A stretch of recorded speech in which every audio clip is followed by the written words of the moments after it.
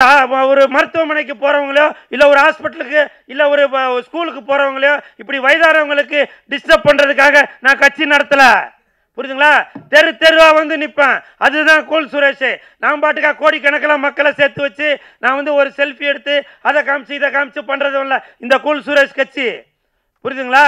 Cool Suresh கட்சி என்பது உங்களுக்காகவே உழைப்பதற்காகவே உருவாக்கப்பட்டதுதான் இந்த கூல் சுரேஷ் கட்சி. 26 பாருங்க, 2026 பாருங்க, நீங்க என்ன நினைக்கிறீங்களோ அது நடக்கும். நான் இது சும்மா மேடைக்காக சொல்லல நான். புரியுதுங்களா? என்ன சார் கேட்டீங்க? சார் நான் குல்லா போடுற ஆள் இல்லை சார். புரியுதுங்களா? என் கூட இருக்கவங்க எல்லாமே அல்லாஹ் கூட இருக்கிறவங்க தான். புரியுதுங்களா? What bro? This is very wrong bro. What bro? This is very wrong bro. புரியுதுங்களா? Cool bro.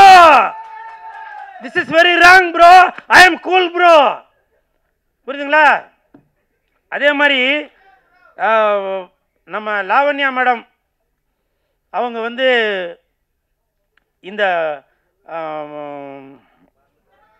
மகளிர் தினத்தில் இந்த மாதத்தில் ஒரு சிறப்பான வேலையை செஞ்சு இன்றைக்கி படம் ரிலீஸ் பண்ணியிருக்காங்க. இப்போ சமீபத்தில் ஒரு வார காலமாக பார்த்தீங்கன்னாக்கா லேடி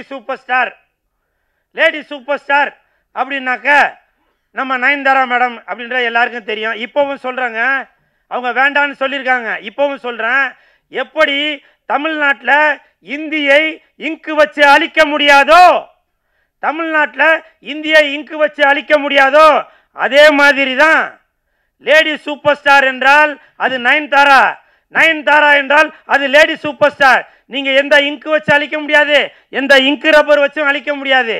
தமிழ், தெலுங்கு, மலையாளம், ஹிந்தி வரைக்கும் போயிட்டாங்க லேடி சூப்பர் ஸ்டார் நம்ம நயன்தாரா அவர்கள். அதனால் lady super star Nayanthara is equal to Tamil Nadu. இதில் எந்த மாற்று கருத்துமே இல்லை. அதனால் இனிமேல் லேடி சூப்பர் ஸ்டார் என்றால் அது நயன்தாரா, நயன்தாரா என்றால் அது லேடி சூப்பர் ஸ்டார். அதே மாதிரி என்ன சார்?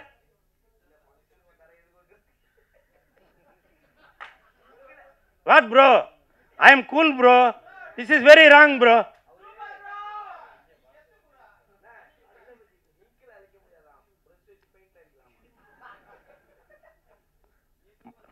சார் செவத்தில் உள்ளது அழிக்கலாம் சார், மனசில் உள்ளது அழிக்க முடியாது. புரியுதுங்களா? சரி, இந்த பேய்கொட்டு படத்தில் நடித்த அனைத்து கலைஞர்களுக்கும் என் மனமார்ந்த வாழ்த்துக்கள்.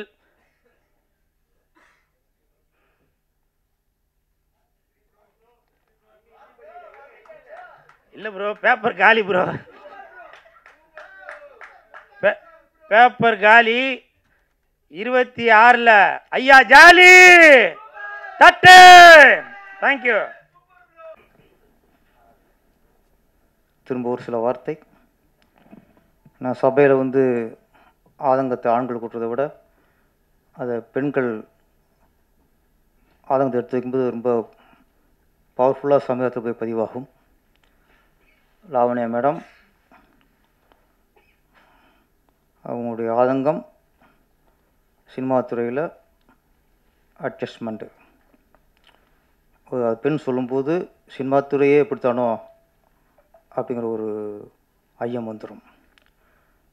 அவங்க சொன்னாங்க 75% நல்லவங்க இருக்காங்க, 25% தப்பானவர்கள் இருக்காங்க, 25%ல் 5% இருக்க மாட்டாங்க.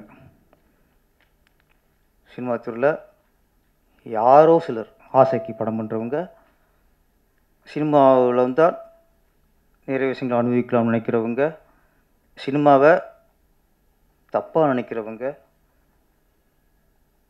இவங்க தான் சினிமாவை தெய்வம் நினைக்கிற எவனும் அப்படி செய்ய மாட்டான்.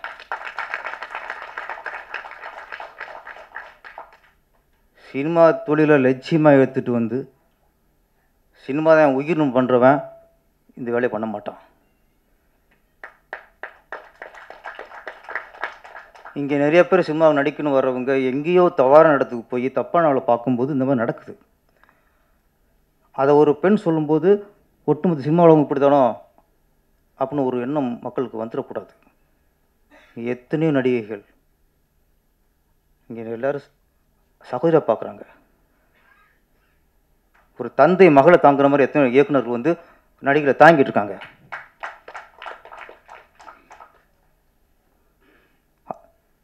திறமை உள்ள நடிகளை எத்தனை இயக்குநர்கள் வளர்த்துட்டு அழகு பார்த்துருக்காங்க.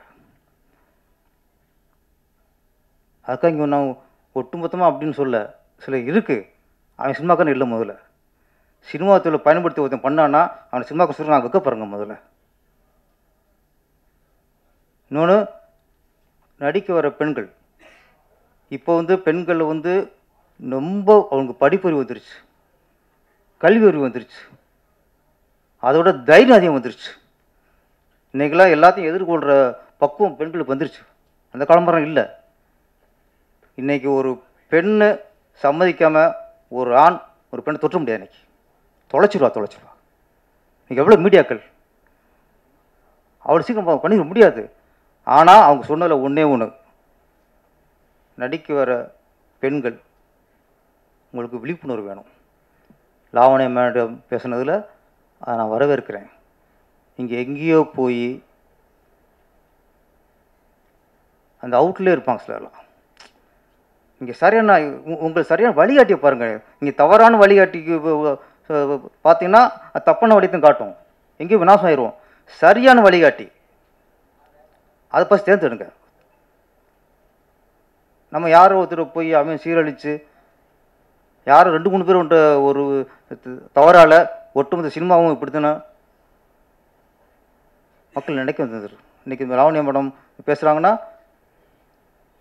சில விஷயம் கேள்விப்பட்டிருப்பாங்க, அவருக்கு சில தகவல் சொல்லியிருப்பாங்க இப்படி பண்ணிட்டு. அது ஒட்டுமொத்தமாக நம்ம நினைக்கக்கூடாது. ஏன்னா இன்றைக்கி நான் சொல்கிறேன், நாங்கள் பேசுகிறது வேறு, மாஸ்டர் பேசுகிறது வேறு. ஆனால் ஒரு பெண் பேசும்போது கவனிக்கப்படும். அப்போ நாளைக்கு எத்தனையோ திறமையான பெண்கள் இது ஒரு கலைத்துறை, இது வரக்கு பயந்துடக்கூடாது தான் சொல்கிறேன். நான் பெண்கள்லாம் வரணும், நிறைய வரணும், நிறைய சாதிக்கணும். ஆனால் நீங்கள் சரியான ஆள்கிட்ட போங்க. உங்களுக்குன்னு ஒரு நடிகர் சங்கம் இருக்குது, நடிகர் சங்கம் வழிகாட்டணும்.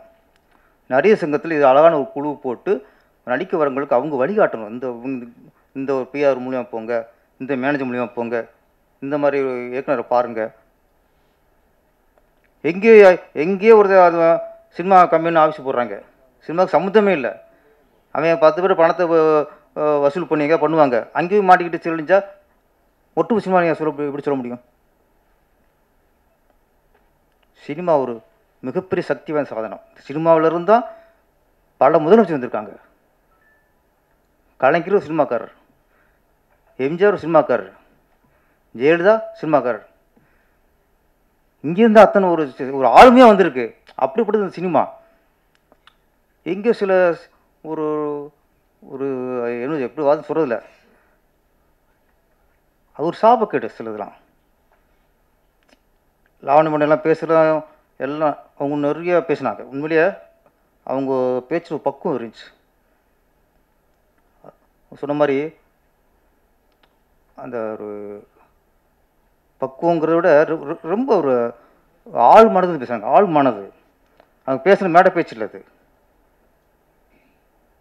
அக்கறையோட பேசுகிறாங்க. நம்ம அந்த சில ஆதம் சொல்லும்போது நம்ம நானும் பதில் சொல்லாமல் இருந்ததுன்னா அது உண்மையாக போயிடும். அவங்க பேசுனதுலாம் நான் கேட்டுட்டு நான் அமைதியாக போயிருந்தேன்னா இப்படி தான் போல இருக்குது, கேட்டு பேரை சும்மா இருந்தார், கேட்டுட்டு மாசு சும்மா இருந்தார், சுரேஷ் சும்மா இருந்தாருன்னா உண்மையாக போயிடும். சினிமா அற்புதமான தொழில், சினிமா ஆரோக்கியமான தொழில், சினிமா சக்தி வாய்ந்த தொழில். சினிமாவில் பல நல்ல விஷயங்கள், நல்ல கருத்துகள், பாசம், அன்பு, காதல், பக்தி எல்லாத்தையும் மக்கள் கொண்டு சேர்த்த தொழில் சினிமா தொழில். சில குறைகள் இருக்கும். சேலையிலோட கரை இருக்கு, அது கரைங்கிறத அது அழகாக பார்க்கணும். சிலதை இது கரை இருக்குது அப்படின்னு இது சேர சரி சொல்லக்கூடாது.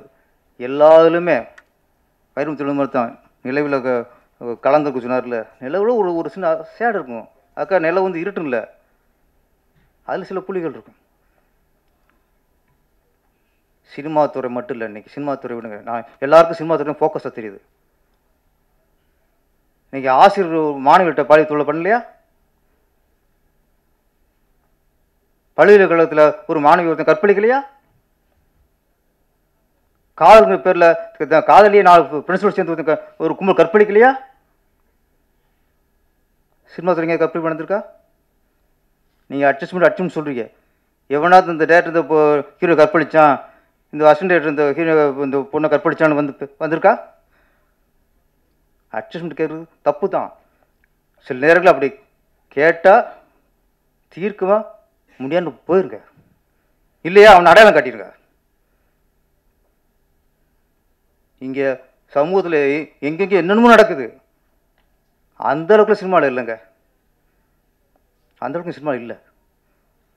சில குறைகள், அந்த குறைகளையே இதான் சினிமா காட்டிக்கிறாதீங்க.